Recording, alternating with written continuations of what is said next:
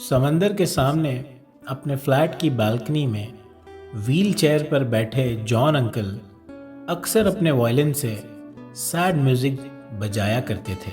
कुछ दिनों से एक छोटा सा बच्चा रोज स्कूल से आते जाते वक्त उन्हें वायलिन बजाता देखकर हाय कहकर हाथ हिलाते हुए ग्रीट करता था, जिसे देखकर वो मुस्कुराकर वायलिन पर हैप्पी म्यूजिक बजाया करते थे और खुश होते थे।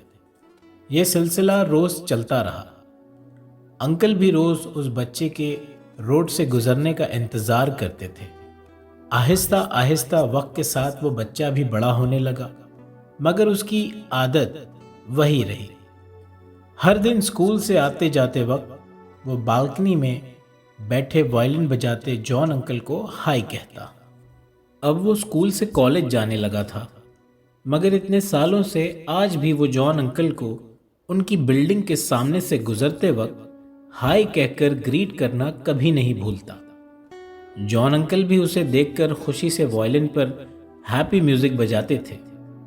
स्कूल की तरह कॉलेज में भी वो अपने जीते हुए अवार्ड्स और रिजल्ट्स जॉन अंकल को आज भी नीचे से जाते हुए बताया करता था। आज वो बहुत खुश था।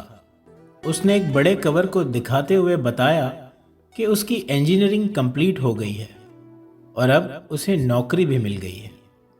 ये देखकर जॉन अंकल बहुत खुश हुए। अब वो रोज ऑफिस से आते जाते वक्त हमेशा की तरह जॉन अंकल को हाय करता। कुछ दिन बाद उसने एक सुबह जाते वक्त जॉन अंकल को अपना हाथ उठाकर अपनी एक उंगली में पहनी हुई डायमंड रिंग की तरफ इशारा करते हुए बताया कि उसकी एंगेजमेंट हो गई है। जॉन अंकल ने उसे खुशी से मुबारकबाद दी और हैप्पी म्यूजिक बजाने लगे। आज उसने एक लड़की को अपने साथ लाया और नीचे से गुजरते हुए जॉन अंकल को उस लड़की को दिखाते हुए जॉन अंकल से बताया कि उसकी शादी हो गई है और ये उसकी वाइफ है। उसकी वाइफ ने दोनों हाथ जोड़कर जॉन अंकल को बहुत एहतराम से नमस्ते किया।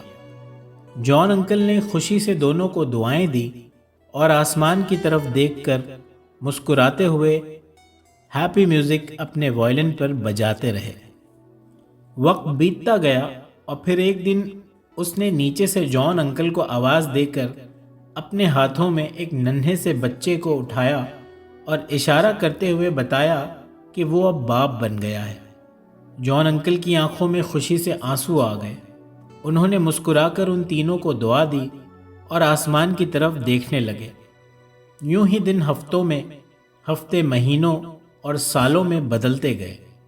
जॉन अंकल और उस लड़के की फैमिली का रोज एक दूसरे को ग्रीट करने का सिलसिला यूं ही चलता रहा। अब उसका बच्चा अपने नन्हे कदमों पे चलने भी लगा था।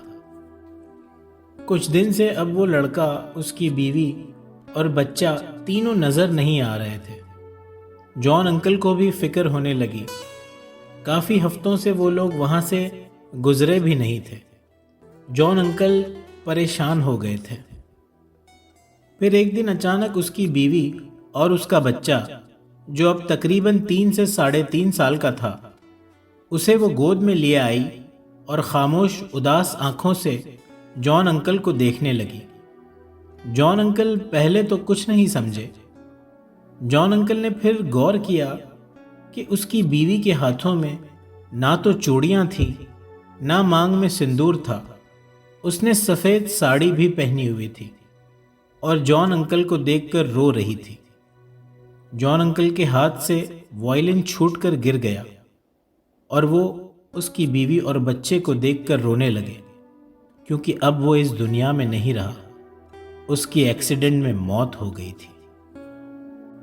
वक्त गुजरता गया और फिर एक दिन जॉन अंकल रोज की तरह अपनी व्हील चेयर पर बैठे उदास नज़रों से समंदर की तरफ देख रहे थे और सैड म्यूजिक बजा रहे थे।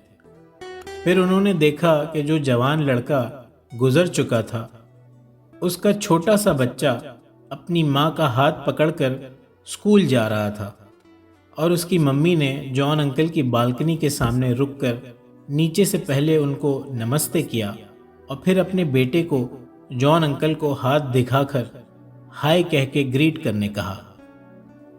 जैसे ही उस बच्चे ने जॉन अंकल को हाथ दिखाया, जॉन अंकल खुशी से रोने लगे और उस बच्चे के डैडी को याद करके दुआएं देने लगे और फिर से वही हैप्पी म्यूज़िक वायलिन पर बजाकर उस बच्चे के डैडी को याद करने लगे, जो उसी की तरह बचपन से उनको हाथ दिखाकर ग्रीट करता था।